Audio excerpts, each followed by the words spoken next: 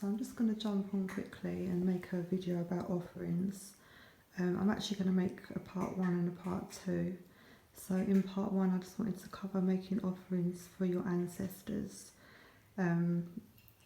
which is also called ancestor veneration. So you're not worshipping them, you're just honouring them and giving thanks. So I've got a few things from my altar set up on the table here just so I can show you.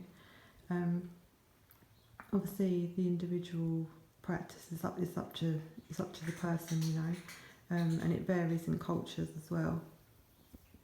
So I know, for example, some of my Vietnamese friends, they will have like an extra plate of dinner on their altar. So when they're cooking their family meals, they'll make a plate for the altar as well, like for their ancestors or family members that have passed. They'll also have like cups of coffee on there and stuff like that, fruit as well. There's no exact offering that you have to give.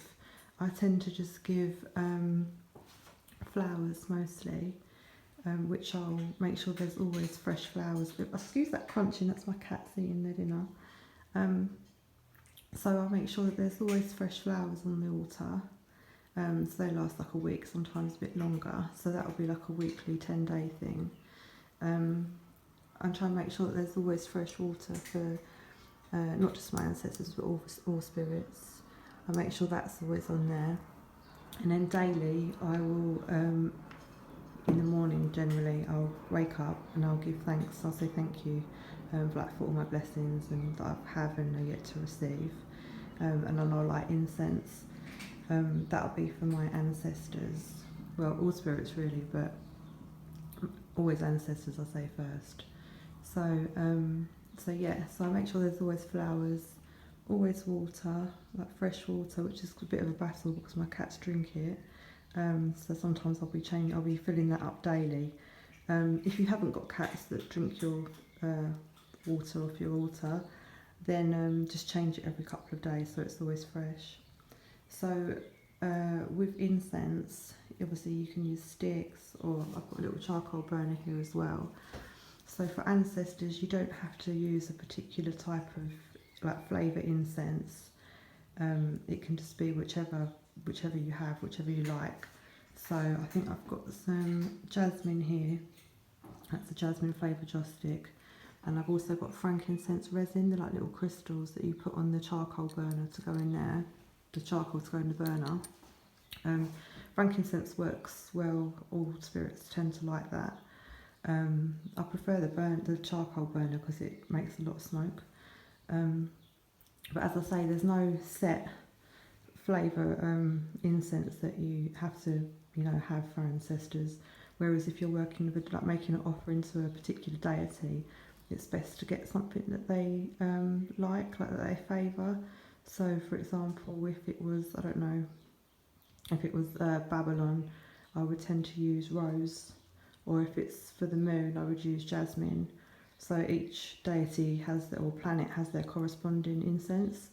But with ancestors, it's a lot more straightforward. So you can make offerings on any day, or any or every day. It doesn't matter what time or what planetary hour you're doing it. I tend to make my offerings in the morning just so it's done like first thing when I first think of it and sort of beginning the day. I like to do that and you know, give thanks for your blessings. I think it's a nice way to start the day. But you can do it in the evening, you can do it whenever you like, so there's no like strict rules. Not that there is with deities, but you know, you don't have to get like a corresponding anything. So when I make an offering of flowers, what I'll do is I'll start off, I'll light my incense.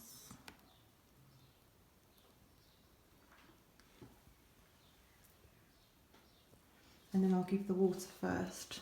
So obviously what I'm doing now is just my own personal practice. You can do it or do something completely different. So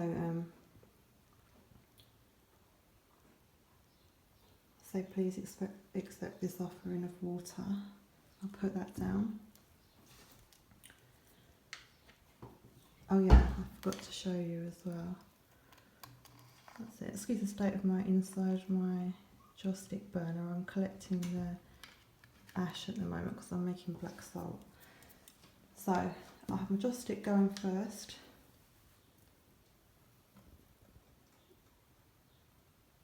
And then I'll offer the water. Excuse my little kitty. Oh, of course you're going to wipe it. Sometimes what I do as well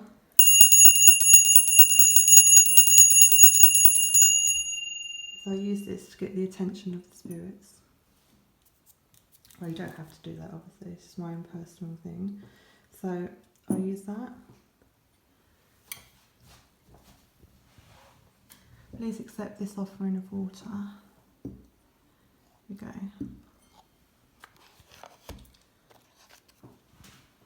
So this was one bunch, but I've split it into two, but it's all one offering. So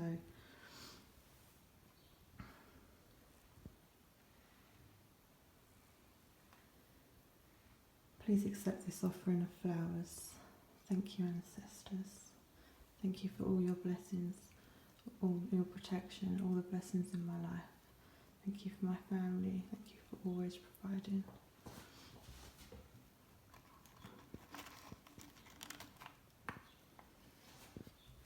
And then I like to sort of just take a moment and think about, just practice gratitude really. Oh, we'll try and get the water out where the kid is. So, as I say, I make sure that there's always fresh water. I'll light incense every day. Flowers, I try to make sure there's always fresh flowers. This is what happens. What are you doing? To any water on there, so that ends up getting filled up daily.